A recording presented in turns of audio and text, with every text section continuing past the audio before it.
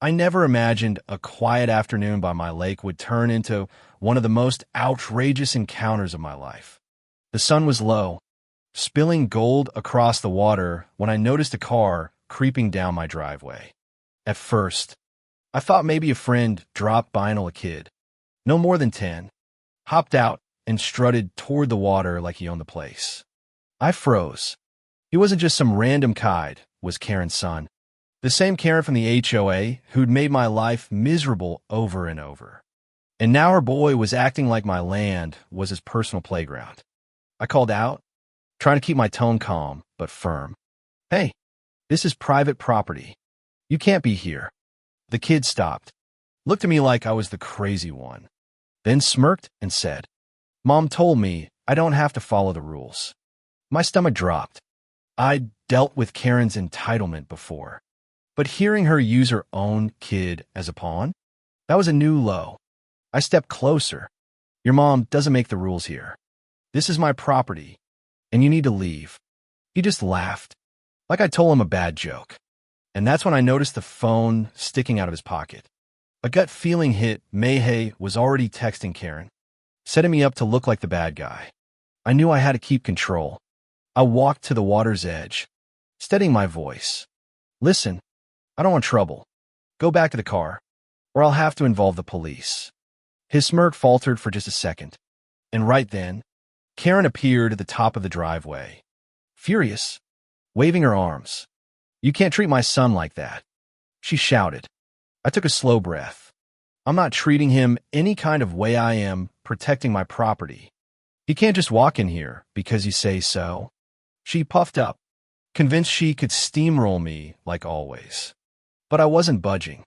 Moments later, sirens pierced the air. My pulse quickened. Karen had probably called them herself. Hoping to flip the script, 2 officers stepped out of the patrol car. Karen sprinted over first, pointing at her son like he was a victim. He just wanted to enjoy the lake. "These rules are ridiculous," she shrieked. I stayed quiet, letting her rant, because I knew the facts were on my side. When the officers finally turned to me, one asked, "Sir, what happened here?" I kept my tone measured. "This is my private property." He entered without permission. I warned him multiple times to leave. When he refused, I called authorities to prevent trespassing. The kid's smug look faltered. He hadn't expected the officers to take me seriously. Karen tried to spin it again. "He's just a child. You're scaring him. He doesn't need to follow these silly rules." I shook my head. Property rights don't have an age limit. Rules apply to everyone. The officers exchanged glances. Then one crouched down to the boy. "Did your mom tell you to come here?" The boy looked at his shoes and nodded. "Did anyone ask the property owner if it was okay?" He hesitated, then shook his head. The truth hit him right there. He was in the wrong, and no amount of his mom's bluster could change that. The officer straightened up, turning to Karen. "Ma'am, you're responsible for ensuring your child doesn't trespass. He cannot enter private property without permission." Karen sputtered, words tumbling out, but not forming anything coherent. The officers walked her son back to the car, explaining firmly that this behavior couldn't continue. Karen made one last desperate plea, but they ignored her. As her car disappeared, I felt the weight lift off my chest. I had stood my ground, but I also knew Karen wasn't the type to let things go.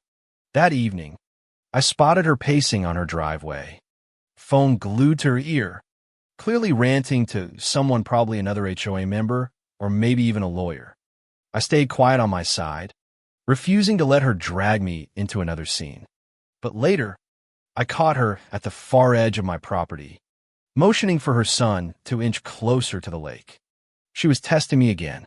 I clenched my fists, but reminded myself patience was my weapon. I called out, "Karen, this is the last warning. Your son is not allowed on my property. If he steps closer, I'll call the authorities again." She looked stunned by my confidence.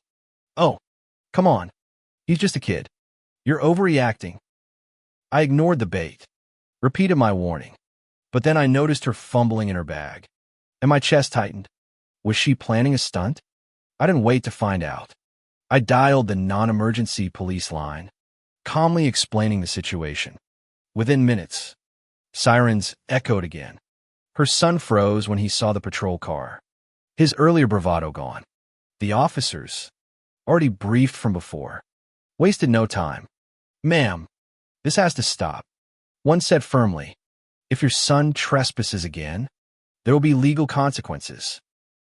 Her face turned scarlet, fury spilling out while her son looked ready to sink into the ground. They left once more, warned in no uncertain terms. The next morning, I woke with a knot in my stomach. I checked every gate, every barrier. For a brief moment, the lake shimmered peacefully in the sunrise. But I knew it was too calm. Sure enough, by mid-morning, I heard her car engine.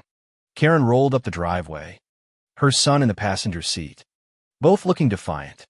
But this time, she drove straight onto my land.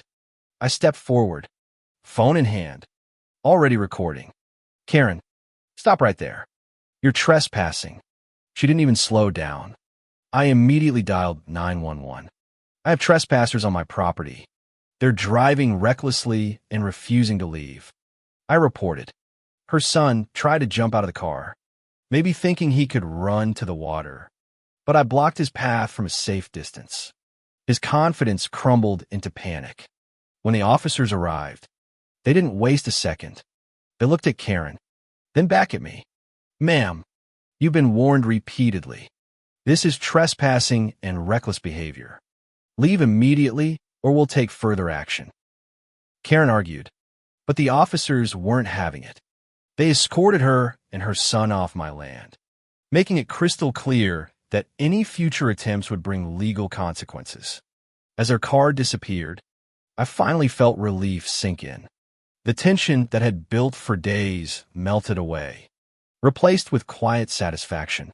Standing at the edge of the lake, I realized something important. Boundaries aren't just fences or maps, the restatements of respect.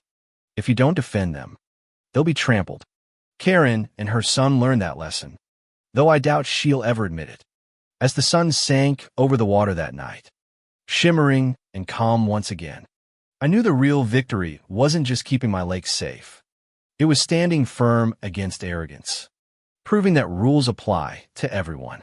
And if you enjoyed this wild HOA story, make sure to hit that subscribe button so you don't miss the next one. Drop a comment, what would you have done if you were in my shoes? And don't forget to like this video if you want more unbelievable real-life stories just like this.